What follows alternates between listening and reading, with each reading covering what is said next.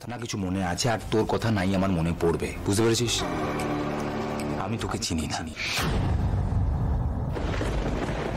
শোনো মামনি, শ্যামলী না আমার জান। তোমার বিয়েটা হয়ে গেলে ওকে নিয়ে আমি নর্থ বেঙ্গল চলে যাবো। দেখেছিস সোহিনী, যার তোকে মনেই নেই তাকে বিয়ে করার জন্য ঋষভের মতন একটা ভালো ছেলেকে তুই দূরে ঠেলে সরিয়ে দিচ্ছিস। তুমি যে আমাকে কিডন্যাপ করে ঋষভের সাথে বিয়ে দিতে চাইছো, এটা ঋষভ জানে? হ্যাঁ, লজ্জার মাথা খেয়ে সেই কথা আমায় ঋষভকে জানাতে হয়েছে। তোমার মেয়েকে পার করার জন্য ভেস্টেড ইন্টারেস্ট আছে। পারলে একটা কথা একটু ভেবে দেখো তো, ঋষভ কেন আমাকে বিয়ে করতে চাইছে? একটা মেয়ে যে বিয়েতে রাজি নয়, তাকে জোর করে কিডন্যাপ করে বিয়ে করানো হচ্ছে, সেটা জেনেও ছেলেটা রাজি হয়ে যাচ্ছে বিয়ে করতে। মামুনি বাবা, কেন বুঝতে পারছো না? দেখো, মায়েরা না ছেলে মেয়েদের কখনো ক্ষতি চায় না, কি তাই তো ম্যাডাম? হ্যাঁ, ঝটপট রেডি হয়ে বিয়েটা করে ফেল, তারপরে সোজা বিদেশ অ্যাশ করো, আমার পিছু ছাড়ো।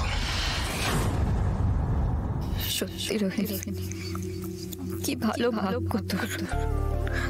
তোর নিজের মা তোকে কিডন্যাপ করাচ্ছে প্রেমিককে দিয়ে, আর আমার সেই প্রেমিক মন্দারের স্মৃতি হারিয়ে গেল। দাদা ভাই পর্যন্ত এই বিয়েতে মত দিয়ে দিল, শ্যামলীও কোনো কথা বলল না। আমার নিজের বলতে তো আর কেউই রইল না। কার জন্য আমি লড়াই করব? কিসের জন্য লড়াই করব? রোহিণী, আমি কিন্তু আর সময় আমি বিয়েটা করব না।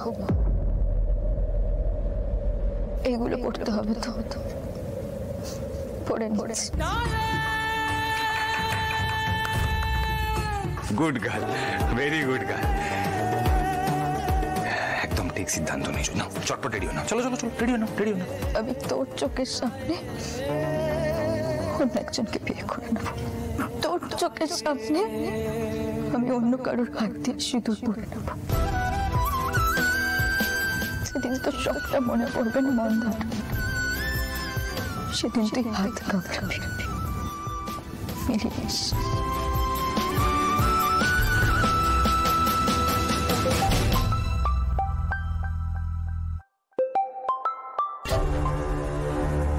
অনেক ফোন করছে, ও কিছু সন্দেহ করছে না তো?